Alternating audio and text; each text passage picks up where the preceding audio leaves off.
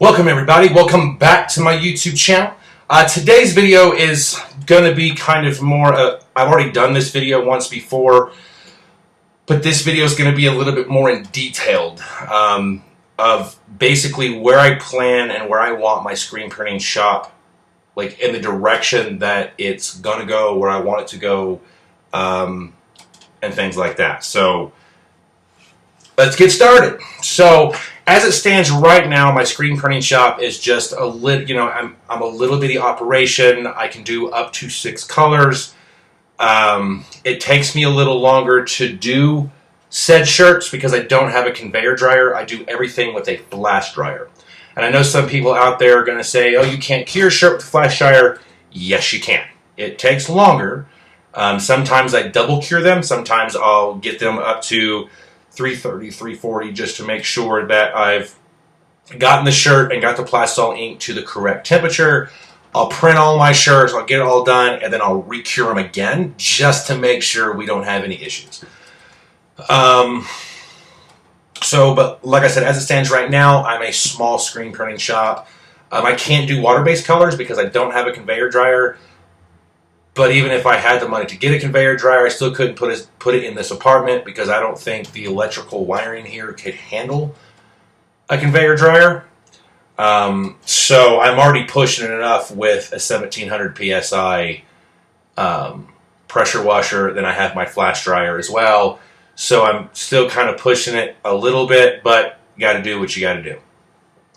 So the way things are going, and I'll be able to do more once I get a new iMac. I'm waiting to hear back. I do have a small investor. He's doing what he can to make that happen on me getting a 27-inch iMac, a brand new one, so it opens up the possibilities of what I'll be able to do design-wise. And then we're also looking at me getting another place, one that can hold the water pressure for the power washer, can hold the electrical, and I have more room to do what I need to do. Because right now, my screen printing shop is in a bedroom. It's in my bedroom. So I've sacrificed a bed to put my screen printing shop in my bedroom. I sleep on the couch. It's a sacrifice that I'm willing to do. And then I have another friend of mine. I'm actually going to be meeting with him tomorrow. He's going to basically help me come up with the money, or he's going to loan me the money to pay for the website. So I will be even closer to my goal to be competing with Custom Ink and companies like Custom Ink, where it's they can ship it and all that stuff. So that's going to help me in 1,000 different directions. As a customer, you would be able to, pick out what type of shirt, whether it be just a regular t-shirt, a v-neck, a hoodie, a long sleeve shirt, a tank top, anything like that. So that, I don't know how long that's going to take me to get up and running, but I will make a YouTube video once it's done, kind of an instructional video. You can also upload your image. I think you'll be able to design your own. Like if you don't have a logo, or you want it, or you just want a funky, cool shirt for family reunions or whatever, you would be able to design a shirt, pick the shirt color, ink color, placement, everything that you want to do. And then if you had any questions, you could call me directly, and I could help with that. So that is something that screen printing shops, only 2% of screen printing shops have a website that you can literally order off of. Some companies have a website you can order off of, but they're unorganized, they don't work, and they're just not in a good position. A lot of screen printing shops don't want to pay the money. This is going to cost a lot of money to get this done. We're talking thousands of dollars to get this done. And I'm doing everything myself. Now, eventually, I'm going to hire a website design company to completely revamp the entire website from where it is and make things look better and more functional. Eventually, what I'm planning on doing is buying a slab of land with a house on it, where screen printers are losing a lot of money, and you can't help it. But where screen printers are losing a lot of money is renting buildings or buying buildings. They're paying millions of dollars for buildings, or hundreds of thousands to $1 million or more dollars for a building in town, and then you have taxes and all that stuff that's accumulated with that building. So what I plan on doing, and I have to find the right zoning for it, is buy a big slab of land that hopefully has a house already on it. Whether I have to fix that house up or not is irrelevant, because I will, and then build me a shop that's expandable, and put my shop on my land. That building's it's going to cost me $60,000 to have it built from the dirt up. Concrete, walls, electrical, plumbing, all of that. I'm thinking $60,000, $70,000 to have that done. And then as I grow, the building will grow with it. So when I go automatic, so when I add an automatic press to my current machines, I can just build onto the building and then rent something out in town for couple $100 a month, $300, $400, $500 a month. So if that ever becomes not worth it, I can just, cancel that, but all of my equipment will be on my property. So I'm only, I'd be taxed like a farm would and not like a commercial manufacturing business would. It's just going to save my company a lot more money and allowing my company to grow further. I want to add embroidering as well. Now I'm going to do this on a smaller scale. The machine that the machine that a lot of embroiderers use that do a lot of embroidering all the time, those machines are $100,000 or more. The machines that I'm looking at are a single station embroidery machine. They do up to 16 colors, but they only do, it's one at a time. So if you want two, you have to buy two machines, 3, 4, 5, you have to buy that many machines. So I couldn't do 20,000 of something in embroidering, in a short time frame. I would have to, I would keep the numbers a little lower and then possibly grow into one of those humongous machines, and maybe 4 or 5 of them, and grow the shop with it, of course. So I'm going to have screen printing eventually go automatic on top of my manual presses. I will never get rid of my manual presses. I will always use manual presses. But when my orders start hitting 3 and 4 pieces per order, I'm going to have to get an automatic press to speed that stuff up, because customers are not going to wait. They're not going to want to wait a month. So if I do this smart, have automatic for my smaller orders, and then, my manual presses for my smaller orders, and then my manual press for my big orders, we're good. I'm also going to do vinyl. So if someone orders 10, 15 shirts or less, I can use vinyl, and the customer will be told that it's vinyl, because a lot of screen printing shops, I've seen a lot. I've had people bring me their orders. They're like, something's not right about this. It doesn't feel like anything else. And I've told people, that's vinyl. They're telling you it's screen printing. It's vinyl.